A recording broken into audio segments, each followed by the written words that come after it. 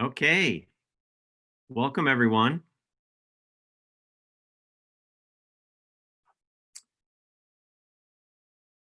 Thank you for joining us tonight for Make One, Take One, the printmaking exchange portfolio today. We are having this discussion and symposium on the occasion and along with our exhibition of Voice to a Voice presented in the lab space at Rochester Contemporary Art Center. And I know that exhibition will come up throughout our discussion tonight.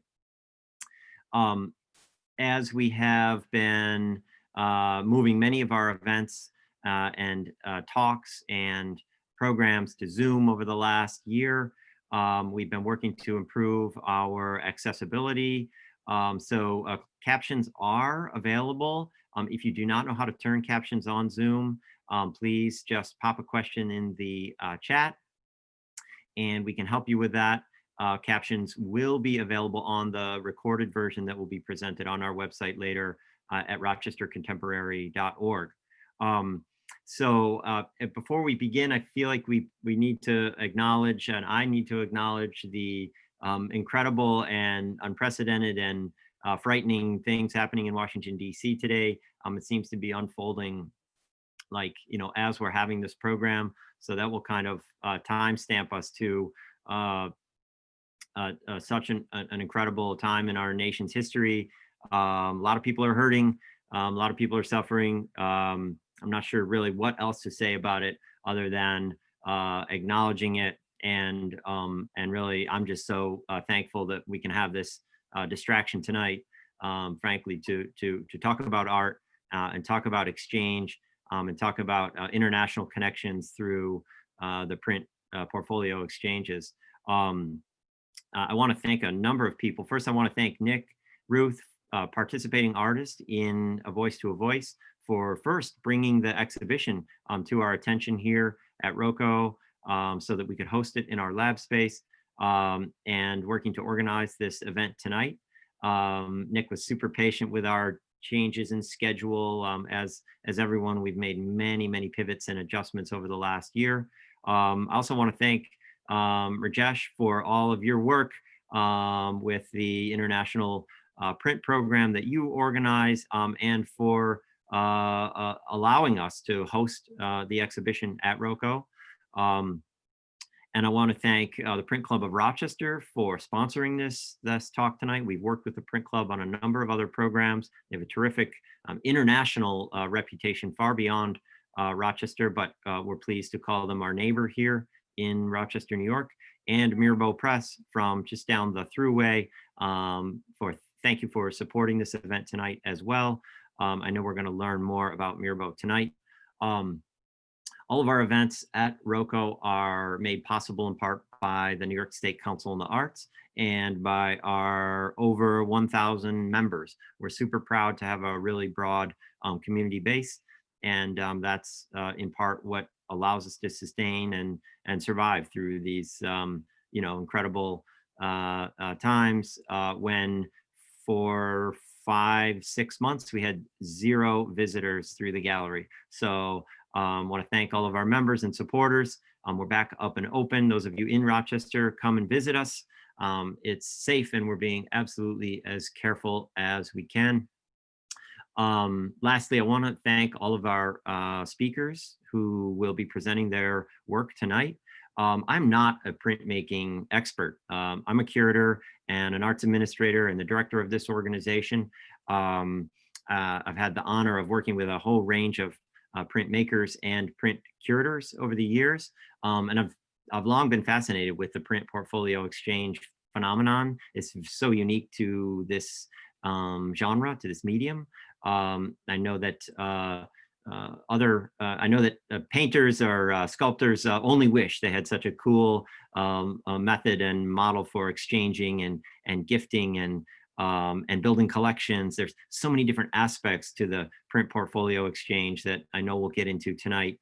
But I'm looking forward to learning more about all of your works. Thank you again so much for making time to join us and present your work tonight.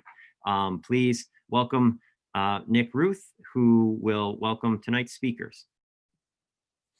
Thanks, Blue. And thanks to ROCO, the Print Club of Rochester, of course, and Mirabeau Press also for their support. This has been a strange and sad day here in the United States. And I hope that watching tonight will provide some much needed evidence of the value and importance of collaboration and respectful exchange. Tonight's event is built around A Voice to a Voice, the 2019 International Print Exchange Program portfolio, curated by Sumdutta Malik and currently on view at ROCO. I had the good fortune of being selected to participate in this portfolio and was excited that one of the premises of IPEP portfolios is that each participant is meant to exhibit it in their home country, thereby increasing the international visibility of the participating artists and fostering interest in and appreciation for printmaking. The exhibition of the A Voice to a Voice portfolio here at ROCO seemed like a good opportunity to expand on the impulse to share and exchange. And so we thought it would be a great idea to host a symposium on the practice of the exchange portfolio. Of course, others have explored this topic before and continue to do so, such as the upcoming Print Austin panel called The Power of the Print, featuring Emily Arthur, Marvin Begay, and John Hitchcock. I urge you all to look that up on the web. Our iteration was met with enthusiasm by the presenters, and so we have a phenomenal lineup tonight. Rajesh Pularwar is an artist and the founder of IPEP. Taniki Award is an artist and co-founder of Black Women of Print. Karen Kunk is an artist, emeritus professor of printmaking at the University of Lincoln, University of Nebraska, Lincoln, sorry. Founder of Constellation Studios, and on a personal note, an influential mentor to me. Gregory Santos is an artist and the founder of the Mixed Grit Project, and Mijin Shin is an artist and co-founder, along with artists Rachel Shelton and Bob Fleming, of Mirabeau Press. I hope you will look all of these people up and follow them on social media. They are fantastic.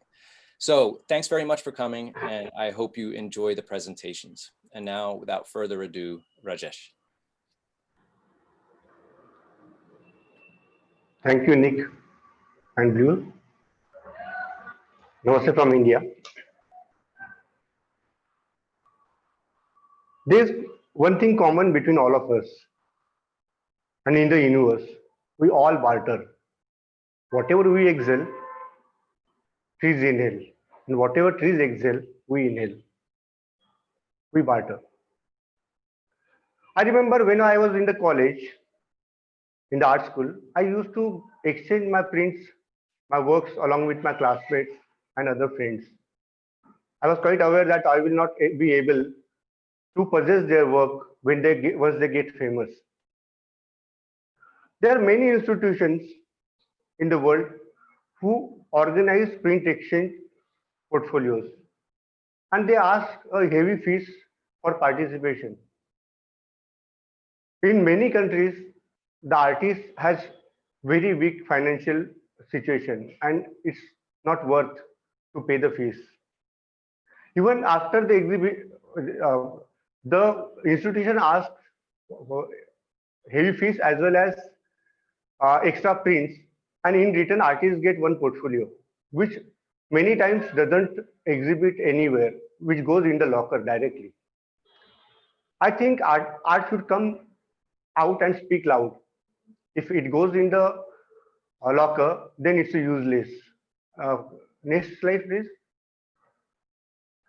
In 2013, I was thinking to create a platform where artists can exhibit and share their work on without spending much money, or you can say without dealing any single penny. So we started International Print Exchange Program on the basis that we can share the platform on the democratic way. So we invited artists and asked them to exchange the print. So they will get one print of in return of their one print. But instead of that, we thought ahead of that and we asked them to exhibit their portfolio in their locality. So now they are exchanging the print as well as they are exchanging the exhibition. One participant give one exhibition and in return he is getting multiple worldwide exhibitions. Next slide. So in this way, 1 year, one artist get multiple, around 20 exhibitions in a year. Next slide. So the question arises here that when I am speaking that artist has low economical position, then how can he exhibit or she exhibit in their locality? We ask, we design a portfolio in a such a way that it should contain each all required exhibition material. So we give posters, catalogs, name tags, curator's note, writer's note. Everything is in 36 by 36 centimeter box. So one can carry in his bag and take the exhibition anywhere. We ask them to exhibit anywhere. They can exhibit on the street, at the home, at if they have money, the gallery, museums, and some big institutions. Next slide. I would like to say that this is our first exhibition in 2013, which organized at my home. And the recent exhibition in ROCO, you can see both the picture there. And in between, we have more than 75 exhibitions in last 7 years. Next slide. Let's have a look. The exhibition happen in every places. Next. So according to participants' capacity, they exhibited in a different places. Next slide. These are the huge exhibitions which happened in this 7 years. Next one. Here I want to mention something that we planned for the exchange of exhibition, but the participant went ahead of that and put their extra efforts and organized workshops, seminars, slideshow presentation, and they try to interact with the local people. And these are all the images of the same. Next slide.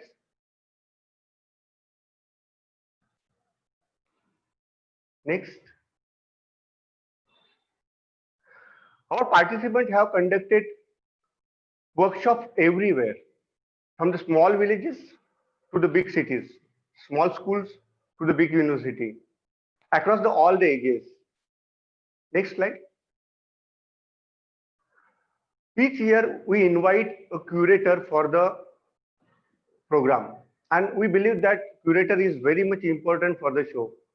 And we make sure that the subject, the theme, should be related to the social consciousness or the related with the current scenario of the world. I wonder that this year, we were afraid that we will not get the enough participant, but this year program is still on, and we have received more than 95% of the works from the different places. Next. Here I would like to share with you that we try to build a network of the participants. We become the family of IPP. So many times artists share their views along with the other participants. They share with their works, they speak, they have dialogues. But 3 years back, I remember 2 participants from the different countries, they exchange their studio, they reach each other's country and they work together. And that was the happiest moment, and that was the award for IPP, that we started, we roll a ball and it's running, it's rolling. Next slide. And here also, we do not deal with the money. We give the prints in exchange. If somebody is working, like curator gets prints, writer gets prints, then volunteer gets prints in return. Even our core team member also gets prints only, not money. Next slides. And our friends help us to, they give us this, their studio willingly to make the portfolio and compile the portfolio. These are the numbers which always motivates us to grow more. Next slide. I would like to thank ROCO and Print Club of Rochester Mirabeau Press for inviting me for such a beautiful symposium. Nick Ruth and Seas Blue Seas for organizing the beautiful show in Rocco. All speakers and all participants. Thank you very much. Namaste. Over to Nick. Thank you, Rajesh. Yeah, Tanikya. thanks.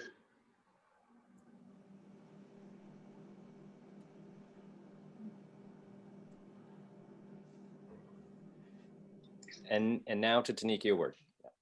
Hi, I'm Tanikya Word, the founder of Black Women in Print. Today, I'm going to talk to you about the inaugural 2019 portfolio. So we basically centered our portfolio on the African diaspora, specifically West African Sankofa principle. With that being said, it really translates to it is not taboo to go back and fetch what you forgot. So when we thought about that specific principle, we looked back to our foremothers of Black women printmakers. We looked at their work, started thinking about where our work was journeying towards. And then we looked at a couple of visual elements within their work so that we could reimagine. In the next slide, I will show you the first work. Being that this is an intergenerational portfolio, we started in order for the members who came into the world before us. So the first is Delita Martin. She chose Elizabeth Catlett, and she looked at Elizabeth Catlett's work, most of all the iconic black and white imagery. And then she decided to add in some color, use bold contour lines, which the confident lines of Elizabeth Catlett is something that you will automatically know and see within her work. Delita also works within this method, but has also re-envisioned it with collage and sewing. And she used various multimedia printmaking techniques for this. This piece is called Star Watcher. Then we have Jennifer Mack Watkins, who looked up to Betty Saar. When she decided to look at Betty Saar's work, she saw that within this work, there was a lot of iconographies for visual elements that Betty Saar used. So Jennifer was actually pregnant with her son during this time. So she wanted to look at the target. She placed that on these Black babies, entitled it Future Undetermined, because of the many different things that are currently happening across the world when it looks at Black bodies. Within Latoya's work, which is in the next slide, we have Margaret Taylor Burroughs, or Margaret T.G. Burroughs. When Latoya thought of this wonderful foremother, she decided that she wanted to do a portrait of her. Latoya has very detailed technical carving skills, and she decided to use one of the technical skills that Margaret Taylor Burroughs uses most often, which is stippling technique. So she also used the white and Black iconic printmaking ink and paper tones, and then infused color within that as well. So you can see that the stippling is taking effect in the foreground within the portrait, and then in the background, she decided to use some assemblage as well. So next up, we have the work of myself, it's Tanikya Word. So I decided to look at Alison Saar's work. Alison Saar is known for having feminine prowess in her work, as well as fantastical hair. This piece is called Starshine and Clay, which is taken from a line within Lucille Clifton's poem, which states, come celebrate with me. She talks about, come celebrate with me, that every day something has tried to kill me and has failed. But she has this geographical location of the Black woman, stating that she is in between starshine and clay. When I began to look at that, and within my work, I look at womanism, and I also look at various space and place. So the face has taken on the face of stars and celestial beings. The hair is an upper form because in African spirituality, hair actually has various manifestations and prowess. The hairdressers are looked at as basically shamans. Within the shoulders, you see that there is taking on a place for a body of water. and her shirt becomes a Terran. So this is, and then we also have the arch and halo, which is iconic in so many ways. Stephanie looks at Bilquis Ayan, who looks at Black interiority and also collagraph. So she used screen printing, and she took a photo that her grandfather had taken of her mother and aunt within their family archives. She decided to screen print it in a halftone, but then use an analog technique to do various pointillism and texture, and then added that as an overlay onto the screen print to bring in that visual element of collagraph that Bilquis Ayan is definitely known for. And we have Leslie, who is up next. Leslie's mentor, Wanda Ewing, is was an absolutely fantastic Black woman printmaker who I feel does not get enough credit as a foremother. She has this comical edge in which she looks at the Black body, specifically the Black woman's body. And Leslie decided to take one of the pinups that she's known for and to reimagine it, to flip it upside down, and then she decided to have this wallpaper that she had saved from her time being mentored at Wanda Ewing. And she transposed that into a background image. So she's pulling in a passive ephemera from the past and that relationship that she had with this foremother.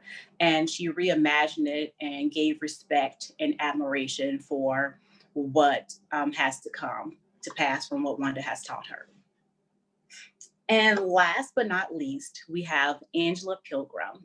Angela decided to look at the work of Emma Amos. Emma Amos was a multidisciplinary artist, textile artist, printer, painter.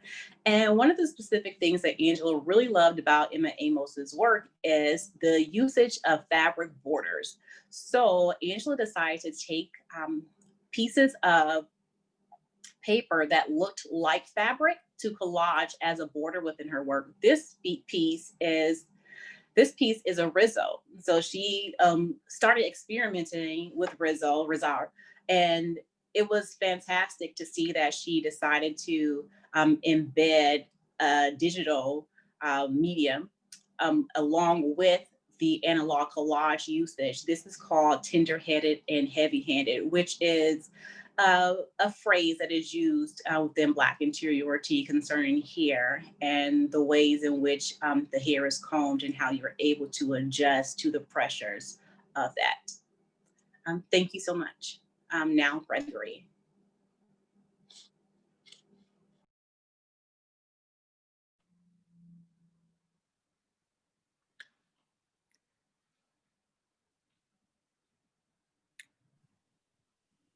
I think we actually have Karen Kunk before.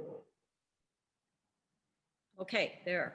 I'm Karen Coombs, and I'm presenting a project I did in 2018 with a collaborator, Kay Stevenson from Weber State University in Ogden, Utah.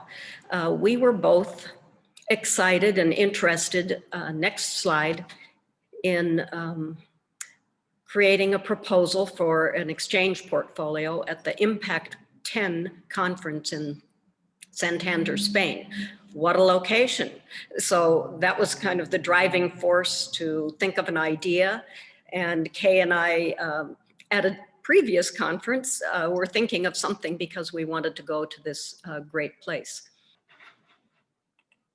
Okay, so Santander, Spain is near Bilbao on the coast of Spain, near the border with France. So a wonderful location, a big program. You had to make a proposal to get accepted.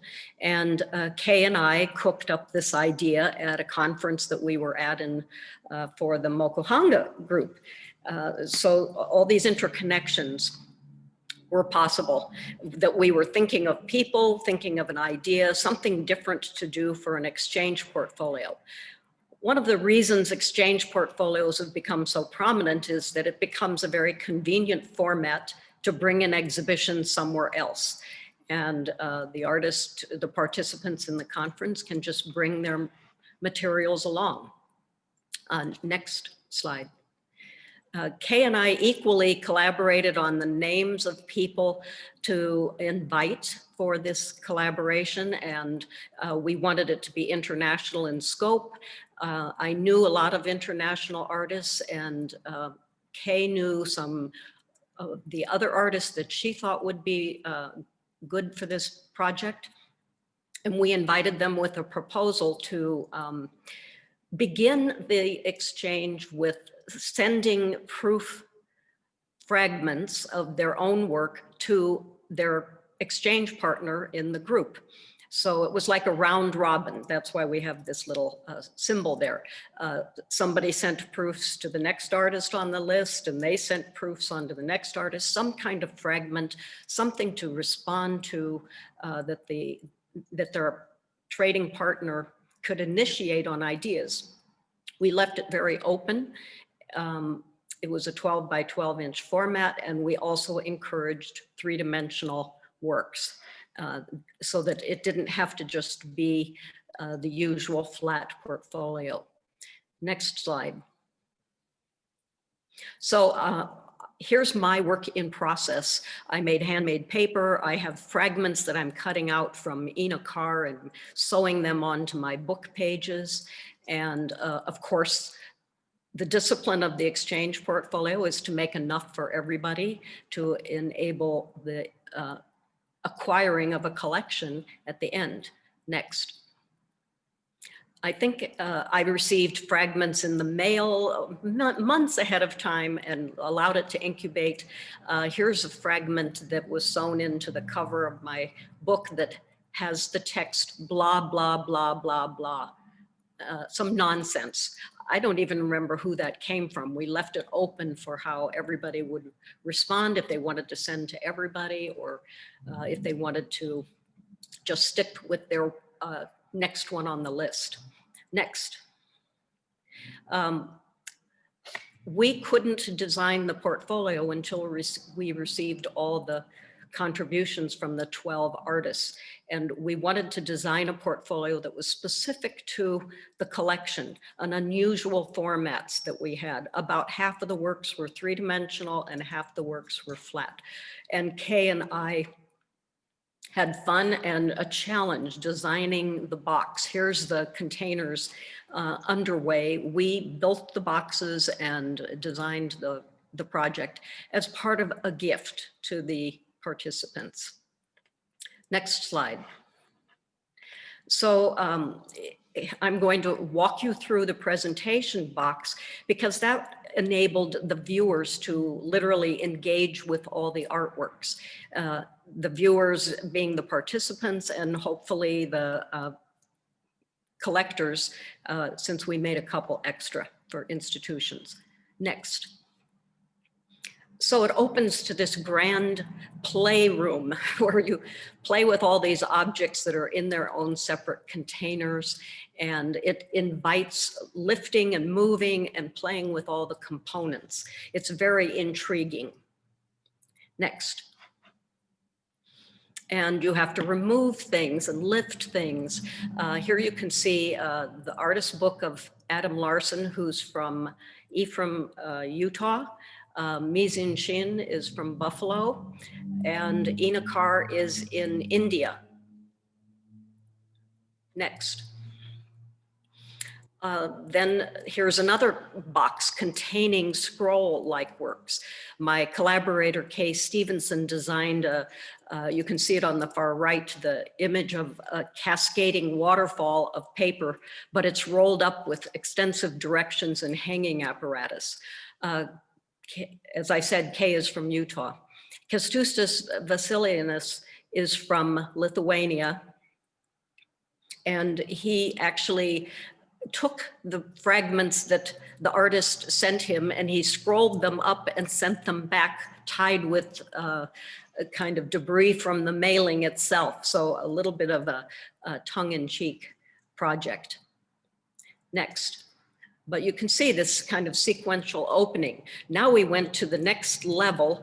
which contained the artist books. Here's my project, which is a woodcut on several pages, waxed paper so that it was translucent with these sewn in fragments, and a cover made with the handmade paper. Next.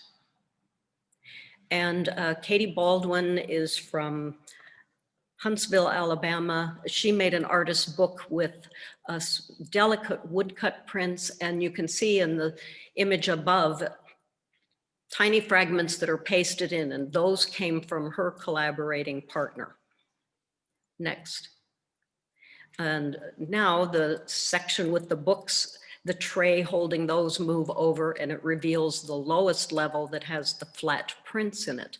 So you're going through all this sequence of opening and playing and viewing, a very engaging experience, which is literally mirroring the idea of the encounter with the others. Next. Cerise Vaden is from Tucson, Arizona, and her work is usually known for the black and white aqua tints, and she collaged elements from some of her collaborators. And I'm not even sure which pieces came from which artist, but because it ends up becoming a very integrated and kind of echoing of the ideas between each participant, which is what we were really aiming for, something unique to initiate the art. Next. Subo Saha is from Dhaka, Bangladesh, and he has a collage element from one of his participants and then monoprint layers. Simon Brekta is from Prague, Czech Republic, and he literally made a collagraph plate by mashing and masticating up some of the fragments that were shipped to him, and he made a collagraph plate filled with the paper fragments as well as moths. And so we get a real textural quality with his work. Mara Cozzolino is from Italy, and she does these woodcut prints with beautiful trees and skylines, and she sewed in a fragment that came from Kay Stevenson, the small hand-sewn image of a leaf. Next. Patricia Hernandez is from Jerez de la Frontera in Spain, which is near Cadiz. She probably did some mathematical calculations. She's very interested in artificial intelligence and computer games. So this image is an intaglio print with fractal permutations. Next. We were able to exhibit the portfolio in a designated spot at the conference. So many people brought in their proposals. It was an amazing collection of art everywhere. We were exhibiting at the Museum of Prehistory and Culture. So right down the hallway were artifacts from thousands of years ago, stone tablets and clay pottery. It was quite a fabulous location. Kay and I brought two portfolios, one that could be on the wall and one that could be displayed, put together so that everybody could actually see how it goes together. Next. And we brought along collapsible display shelving. We didn't know what we would have. We had to be prepared for anything and do it all ourselves. So these triangular shelves collapsed and fit in my suitcase, just made from foam board. So being very innovative in how we can present this amazing exhibition. Next. And then the conference was fabulous. The Impact conferences have about 250 people from all over the world, many exhibitions to see, and fabulous museums. We went to Bilbao and saw the museum there. I connected with many international friends from all over the world. There's my Finnish friends, as well as the beaches were beautiful. And Patricia Hernandez was at the conference. So, and I think Katie Baldwin also was. So a couple artists actually were there to see it. Next. And we really got the reaction we had hoped for when the opening event brought in hundreds of people through the museum, and we were able to explain our project, and people were engaged with handling and moving and understanding the structure and how it is presenting all these works in a collection. Thank you.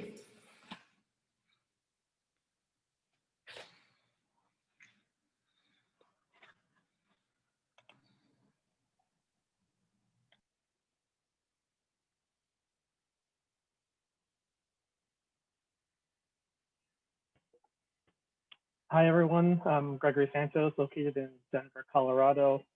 I've been asked to talk to you about my Mixed Grit project. Launched in January 2019, Mixed Grit is a unique format, semi-collaborative stone lithograph print trade comprised of small curated groupings of select artists from across the nation. We're talking about the lower 48 states. There are 4 artists per round, and each round is its own individual print trade, 3 rounds per year. So every 4 months, 4 artists are sent a small lithographic stone in the mail through the USPS, utilizing their flat rate shipping. Stones vary in size. They're approximately 8 by 10 inches, and I prepare the stones with carborundum 220 surface before they're being mailed. In each round, there is no unifying theme. Artists have complete freedom and creative control over subject matter, composition, and orientation. They can use as much of the stone surface as desired, which gives them the opportunity to draw to the full edge of the stone, which many artists who work in lithography don't have that opportunity. Artists are given 1 month to draw their image, and then the stones are mailed back to me in Denver, where I do all of the processing and printing. Each image is printed in a small limited edition of only 5 copies. It's a limited print trade of 4, and then I keep an exhibition set for myself. All of the paper is 8 by 15, and no prints are for sale, and all the artists are by invitation. The next slide shows you what the artist is responsible for in this project. It's about a financial commitment of $30 to $40. This covers the cost of return shipping the stone back to me after it's been drawn on, and then signing their edition and mailing it back to me in Denver so I can collate. Every time I mail a stone, I mail a Korns No. 3 lithographic pencil along with the stone. So every image drawn through Mixed Grit is drawn with the same drawing medium. Artists are not given the opportunity to draw with anything else. The only rule that I ask for artists in terms of their image is to draw an image of quality and purpose. So with all of these sets, you'll see in the next slide, this was the first group. So this is its own print trade.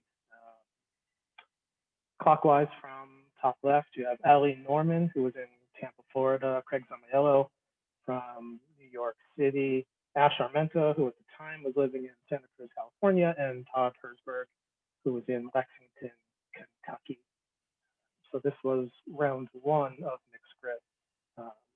Taking on the role of the publisher and technician and printer of this project, I realized it gave me a great educational opportunity. So beyond just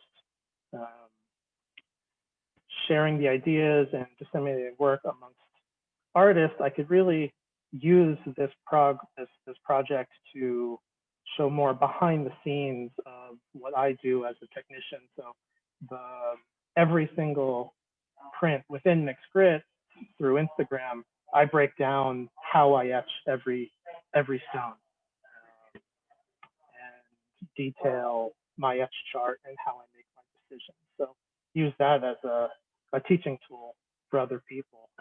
The next 2 slides show a little bit of how I do some proofing on different papers before I go to editioning. since I'm not working directly with the artist here in studio, everything is done through phone calls and videos and texting photographs. So needing to proof images on multiple papers and then have a nice discussion with the artist to decide what image looks best on what paper. So the next one, I believe it was for Sage Parrot, proofed on 3 different Stonehenges in Kitakata green. And then I think the actual edition was on a different paper altogether. So I think this should be in the next slide for round 2. There's Sage on the bottom right. So clockwise from top left, Ronaldo Gil Zambrano, he was in Spokane, Washington.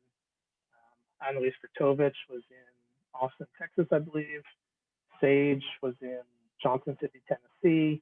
And then Jesse Hardesty is in Baltimore, Maryland. So this was the finished round 2. The next slide is a little bit about how Mixed Grit was planned as a 3-year project. 9 rounds over 3 years, each round taking 3 months. 2019, first 2 rounds went off according to plan.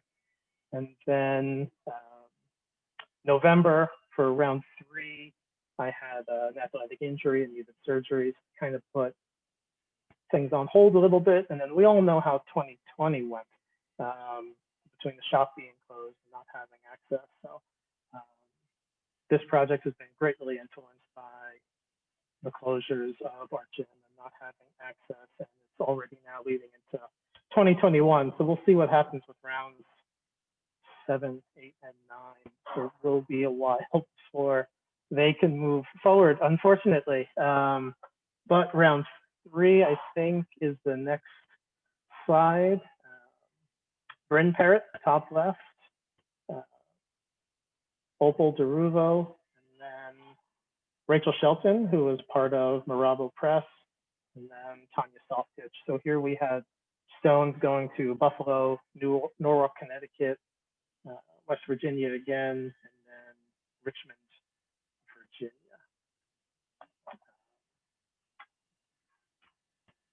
A lot of people are curious about how I get the edges of the stone to print, because I don't bevel the edges.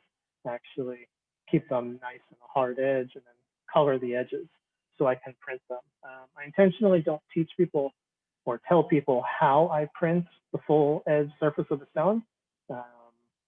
You can damage equipment and stones very easily, so I'm not here to be putting anyone else's equipment at risk. So the next slide is round 4, which was just completed. Round 4 has Tanya Torgerson, Brandon Williams, Carrie Ann Plank, and Rebecca Gilbert. So we had stones going to Philadelphia, Bloomington, San Francisco, and again, Nashville, Tennessee. Next few slides are a little bit about how I'm actually mailing stones around the country. Every stone gets packaged through double corrugation plastic.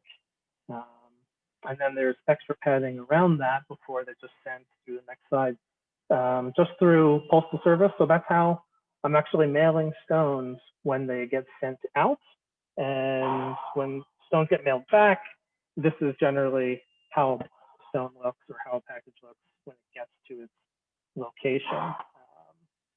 So through all of this, there have been 48 stones sent through the mail in these 2 years, and we've only had 1 break.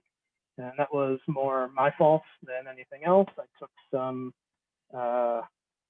liberties in packing it, and box is a little too small for the package.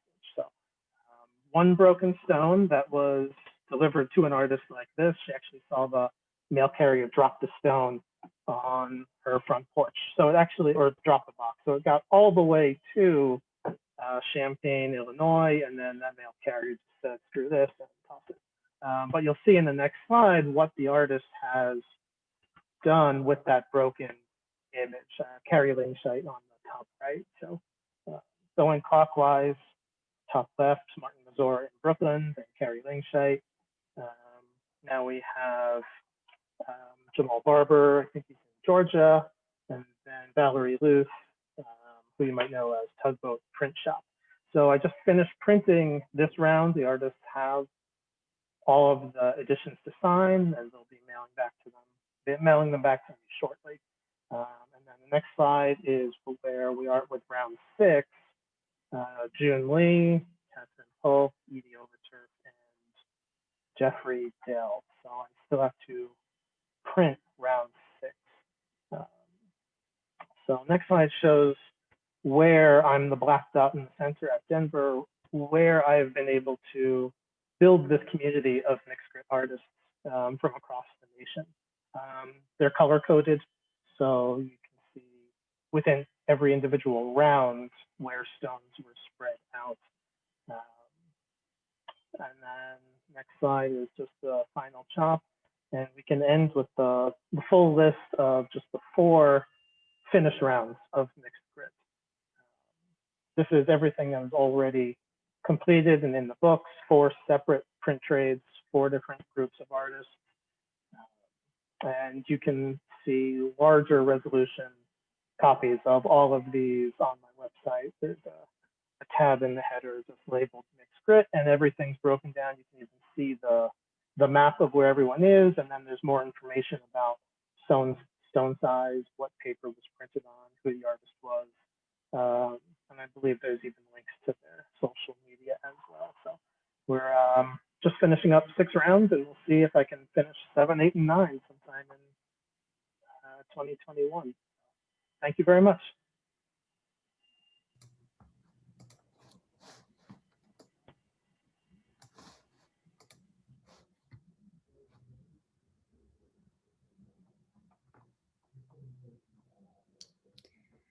Hello, everyone. I'm Mi-Jin Shin from Mirabeau Press. I was actually lucky enough to be in the exchange portfolio Fragment Encounters that Karen organized. It was one of my favorite projects I have participated in. Thanks, Karen, again. Okay. I would like to introduce the Mirabeau portfolio today, which we published in 2019 with the 6 artists. Before I get in more details, let me briefly explain who we are and what we do. Next slide, please. Mirabeau Press is a printmaking studio and a publisher of fine art prints located in Buffalo, New York. It was founded by Bob Fleming, Rachel Shelton, and myself in early 2018. Next slide. Our studio has about 6,700 square feet of workspace. We do intaglio, monotype, relief, screen printing, and some digital printing. Next slide. We have been collaborating with both regional and international artists. Our mission is engaging with our art community and creating opportunities for artists to expand their art practices. Next slide. We have recently expanded our gallery space to support not only artists who have worked with us, but also provide additional exhibition space in the Western New York area. In the next slide, you can see we have also been working and printing for artists who were invited for our residency programs. Some of them were invited directly by us, and the other worked with us as a part of the University at Buffalo Artists Residency Program. In the next slide, you can see Koichi Yamamoto. He came through the University of Buffalo Artists Residency Program, and he worked with us to use the facility. Next slide, please. We hosted Maria Chang, a South Korea-based artist, in 2019. She's a painter, and then it was her first time to experience printmaking. It was very fun to work with her. And then we also have worked with Nick Roos last year. Nick's intaglio project allowed us to explore mixing some traditional and emerging printmaking techniques. As a printer, the most exciting part is researching and constantly practicing techniques to match the needs of our clients' work. me as an active artist, sometimes I know it would be interesting to try, but there are often times I don't end up doing something, you know. But when I work with other artists, it becomes the most fun part to work on, you know, the experimentation with the techniques. We're such a nerd. Next slide. All right, in 2019, we invited 6 artists to create a print at Mirabeau Press with the idea of publishing our first Mirabeau portfolio. The portfolio is 11 by 14 inch paper size, and it was an edition of 17. Each artist got a full set of 6 prints, and the Mirabeau Press kept 1 set as well. When it came to selecting the artist, it was not too focused on a specific theme or medium. We wanted to start with our own appreciation of those artists' work and were interested in seeing what they could do in collaboration with us. Some of them are very experienced printmakers, and some of them were not familiar with the medium. Next slide. Kyle Butler often uses landscapes as a starting point of his work. His primary medium is painting and drawing. His work in the portfolio is a screen print and is printed on yellow paper with a dark gray ink. In the next image, you can see he's signing on the backside of the paper. We did not have a limitation for what medium we would do with each artist. Once we saw their sketches or other works, we discussed together and what process would fit well to create it as a print. And Kyle's graphic image was perfect for screen printing. Next slide. Adele Henderson is a professor at University of Buffalo. She's of course a very experienced printmaker. She brought several of her new copper plates to us, and we talked about including Chincolle techniques to add another color elements in her design. Next slide. You can also see this same image with a different color on her website. I think that is always fun part of printmaking, you know. Once you have the plate, you can change the color and then play with other techniques to create more variation in the work. Next slide. Jerry Mead's print includes vintage Kodak slide materials in his print. He actually had a specific plan for his work, which required finding the right opacity for the colors, you know, the magenta, cyan, and yellow you see in his print. We printed several different versions, and then this is the one he chose for the portfolio. It could be challenging to make the image that artists have in their head happen in real life. But so far, I enjoyed that challenge so much, and I'm sure my partners do as well. There is a definitely satisfaction at the end once I meet the demands. Yeah. Next slide. Peter Sawicki, another very experienced printmaker. His print is a soft ground etching and aquatint. Peter's work is a primary pulp painting, often including military images. Like Adele, he's experienced with the printmaking process, so he took the lead in establishing the image on the copper plate. And then we printed his plate. Fire Code is a 2-artist duo.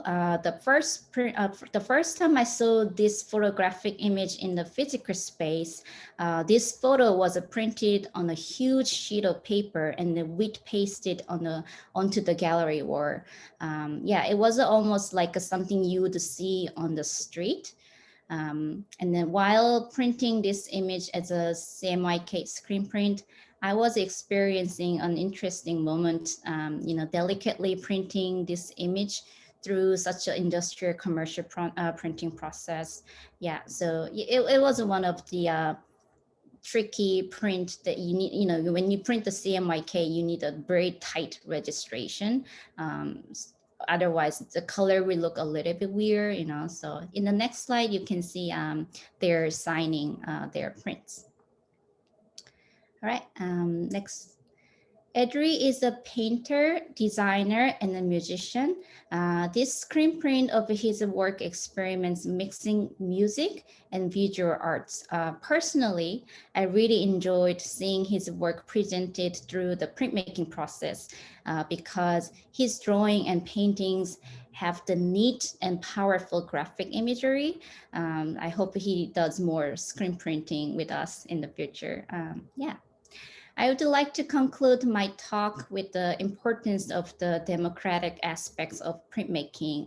As a printer who is often producing other artists' work, I have to be very careful to not put too much of my own input, but also have to produce the print consistently so that everyone gets the same quality of the work. You know, if this were my work, sometimes maybe a small variation could be acceptable because I'm the artist and they can make the decision, you know, but when I'm the printer, I need to be careful to not make any variation for the edition. The artists trust us to share their idea and image so that we can open the opportunity for more people to enjoy their work. I think this is the strongest power of printmaking. We all can have an equal experience with the art. Yeah, thank you. Thanks, Mijin. Wow, that was wonderful. And all of these presentations are thought-provoking. There was a question in the chat, a technical question for Karen. And Karen, I don't know if you've seen that in the chat, but Noel Sandino asks what type of paper you were working with that you mentioned, a waxed paper.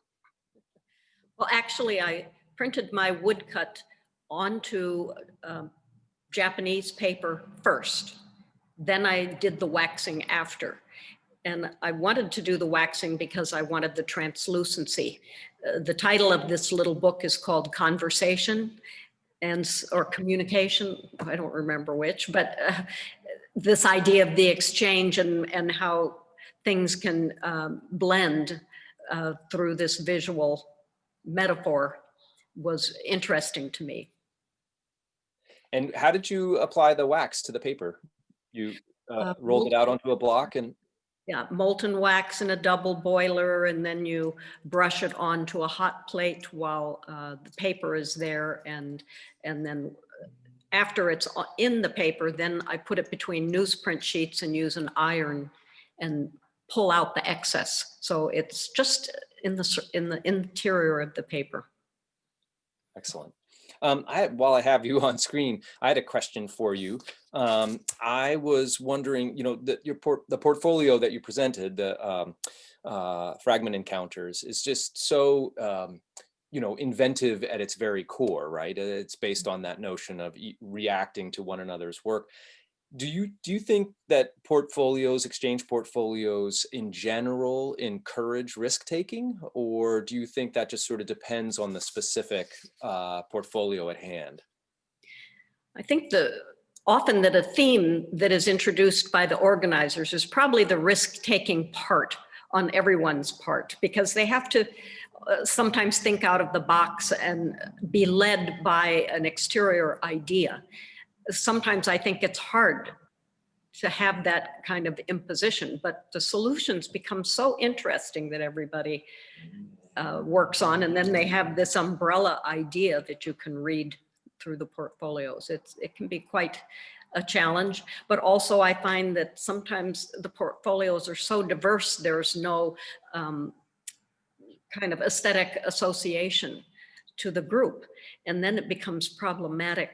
And literally, I have done at minimum 36 portfolios over the many years. So I've seen this vast collection, and sometimes it seems really completely random. So I don't really want to even look at it again. So for you, the coherence, the aesthetic coherence of the portfolio is one of the things that can bring satisfaction. Yes, yeah. Interesting, because I on the other hand, I sort of like that idea as somebody who's made many fewer than 36 or participated in many fewer than 36, but in a few. I often find myself wanting to find ways to speak to the theme through the way that I'm already thinking. Yeah. And of course, I have no idea what anybody else is doing, and so that's part of what's interesting about it to me too. Yeah, I think so. But I think some of that's in the curatorial eye of the organizers. Who do you invite? Right. And usually I'm trying to invite people for that aesthetic association. And sometimes the portfolios are just the collective random groups that people know and are friends. So Right. sometimes that doesn't always produce the most interesting portfolio. Right. No, that makes sense. I have a question for Tanikia too. Tanikia, are you out there? Yes, I am out here. Welcome back. Yeah. So one of the things that struck me about the portfolio that you presented was that it just seemed like this act of mutual support. And I don't know if that's how you conceived of it altogether as Black Women of Print initially. So I'm kind of curious about the origins of your portfolio and, whether you were thinking, hey, you know what, we're all doing all this great work. Let's do it for one another and engage around this idea.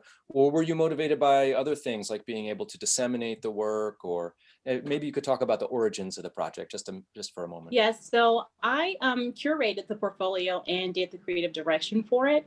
And specifically, this was something for the original founding members for Black Women in Print. And for founding members, they are basically the invited charter members first. So what was most important to me was for us to start at a center. We are always looking at past, present, and future. So the portfolio was called Continuum.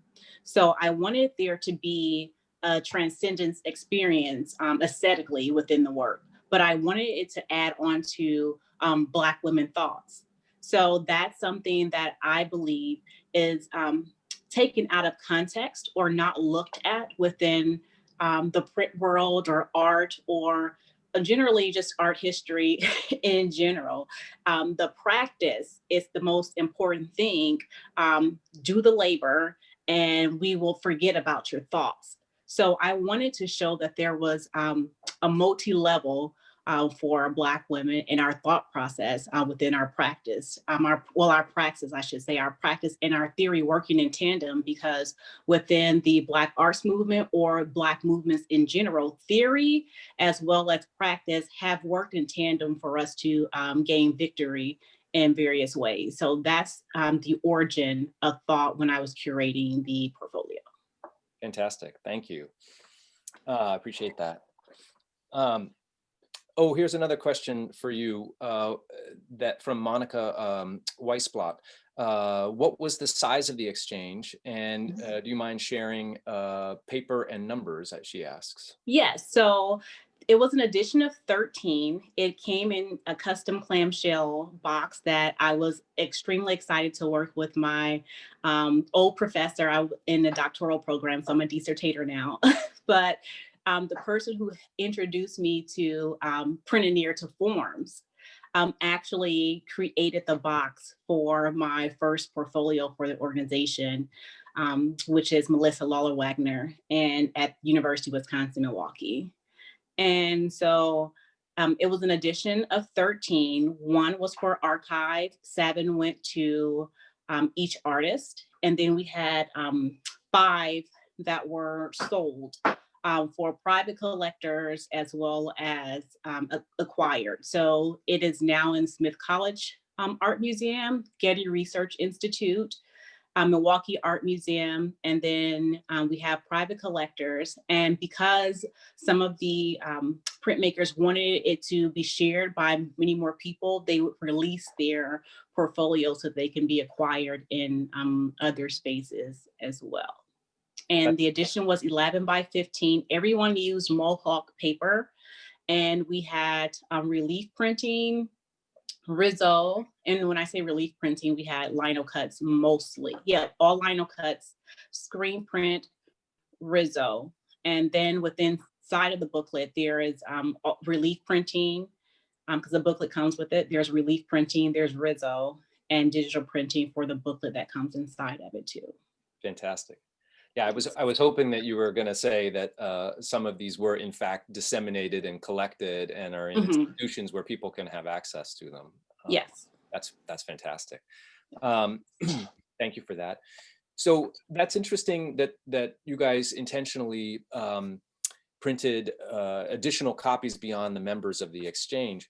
For Gregory, I'm wondering if you could speak to that. I think it's really fascinating that you're producing portfolios that really, although you're publicizing them through Instagram and sharing your research and sharing the development of the imagery publicly that way, you've limited the size of the portfolios just to the artists, the participating artists themselves, and then one for you to be able to exhibit.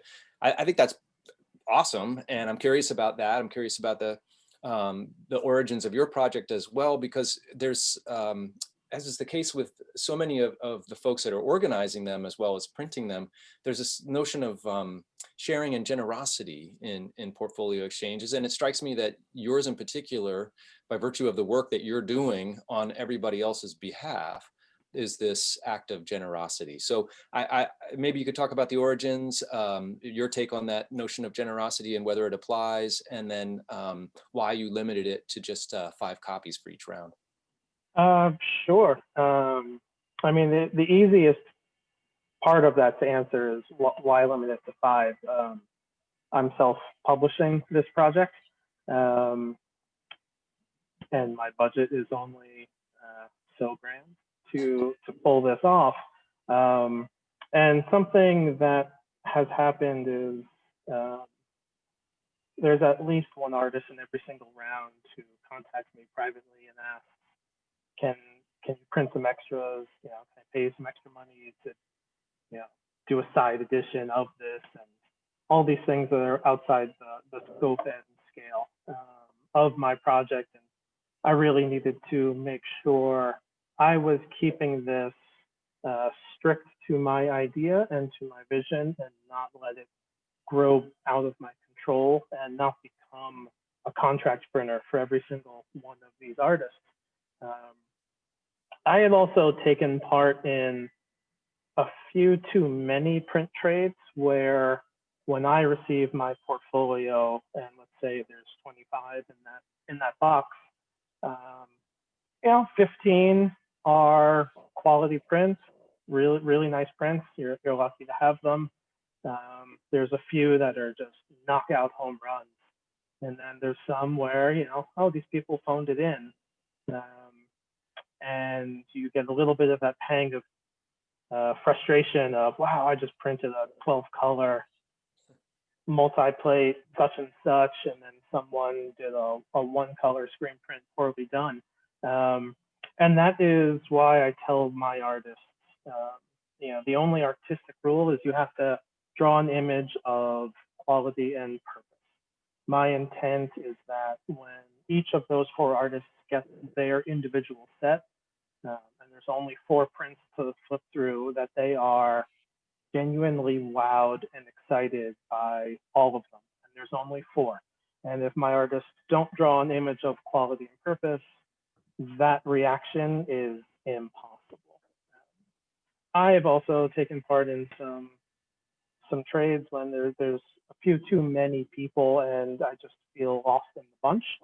You know, there's more than 20 artists, and my print, my image, my part of the community of that print trade seems a little after the fact, as an afterthought and forgotten. Where here I really wanted to put the focus on these individual artists making these intimate groups of just 4 people. And, you know, behind the scenes, I introduce them to one another. I start a group text message, and I am sending messages to the group as I'm printing for the other artists, and showing my excitement as I'm printing for one artist to all of them, and trying to build this little micro group, these little micro friendships, so that they can build their own relationships going forward. In the end, there will just be one full complete set of hopefully all 36. So my endeavor is to get my complete set placed in a collection somewhere. That's great. Thank you very much for that. And that, of course, all makes sense. It's just sort of interesting to hear your inner thoughts about that. And I think lots of people can relate. Dusty's got a question for you while you're there. Greg, is your set a PP, he says? No. So every artist it's an edition of 5, and I mail the edition full set of 5. They number them 1 to 5. I keep number 1 as the printer publisher. So in the end, number 1 and 1 from all 36 artists will be one full set. Great, thank you. Rajesh, are you still out there? Yeah, I'm here. Good to see you again. It's been so long. Yeah. And closing in on an hour, I guess. That slide that you put up that shows how many artists have participated from how many countries and how many exhibitions. It's really quite astonishing. And I guess I have a question for you, which is, are you tired? Oh, no. And It's early morning. I just woke up early today. but do you have can you tell us a little bit about, I suppose, about the future of IPEP and what Yeah. so? Yeah, it's a good question. Within 2 years, we are going in the 10 years of IPEP, and slowly, gradually, people join together, artists and other friends also, and we are planning to have a big show of IPEP 10 years, and which will include all the portfolios. Along with, we invite different artists from different countries, and it will be a kind of festival where it will run till up to the month, and many different programs like symposium, then workshops, talk shows, interaction, and all things will be there. So we are thinking on that level, and we are also have started planning it. Only we delayed because of the pandemic, and if it is possible in 23 or 24, we will do that. It also depend on the how much funding we will get. Since we are working on the barter, so it is easy. But for making a huge uh, event, of course, we will need the money because currency is something which human had invented. You can't barter the print with everyone. So this is our vision for the 10th year. And even we want to form a group who can take it further, because it is not, you should not limit it with the few people like me and few others, because after this generation, somebody should follow this idea ahead. That's the idea. Yes, that makes perfect sense. And I suppose for organizations like IPEP, you almost have to fold in folks newer to the profession to mentor them in carrying on the work that you've begun. Yeah. Yes. Thank you for that. Mijin, are you still with us? Yes, I am. So do you guys at Mirabeau have another project in the works? Are you preparing to print another group portfolio? We're discussing that, yeah, because we wanted to publish the portfolio every 2 years, but of course last year was a little bit, like a slowing down everything. But also, yeah, we're trying to make another portfolio, but still discussing. Yes. Yeah, it seems like it takes a little while to do all of the planning, but it's kind of great, knowing from experience what your shop is like, that you're able to do absolutely anything and everything that anybody would want to do, from the full traditional analog processes all the way through to the digital and any combination. So that's pretty great that you have that to offer. Yeah, it's one of the nice thing to have 3 partners. It's like everybody has a different specialty, and then of course we all are interested in traditional printmaking techniques, but especially me, I'm very like as a teacher as well, I'm trying to discover some kind of like alternative materials or ways to pursue that kind of result. So I'm always like trying to use more contemporary methods, so it's yeah, when we were working on your project, I'm so glad that we tried the photo etching, and That yeah. was really cool. It was super, super cool to watch and to participate in and to see the results. Yeah, for sure. There was a follow-up actually for Tanikia, so let me turn to her. Blue actually posted a follow-up, Tanikia, and wonders what's next for Black Women of Print. Well, there's a lot that's happening for Black women in print, specifically with portfolio. Stephanie Santana, she is going to be organizing the 2020 portfolio, which has started already, and it's just going to be 2 people actually in that portfolio, which is going to be interesting because it kind of plays off of the Margaret T.G. Burroughs and Elizabeth Catlett, who worked together on a portfolio back in the day. So that's going to be up next for the next portfolio. We have a lot in store for 2021 and beyond. Fantastic. Wonderful. Thank you for that. Well, you know what? I think we're about at that point where we should probably wrap up. Blue, do you have any interest in popping back in to say good night to everyone? I'd like to thank everybody for participating. I'm really grateful to all of you for offering your time to share with the art and print community about printmaking exchange portfolios and all of the interesting things that you guys are doing. So a heartfelt thank you from me. Yeah, absolutely, Nick. I'll follow on that and just say thank you so much to all the artists who participated and spoke tonight, but also, by extension, all the artists who participated in all of these different projects. There were a few inquiries that we received, I think a couple on Facebook, asking for some more information about some of the particular artists who were pictured.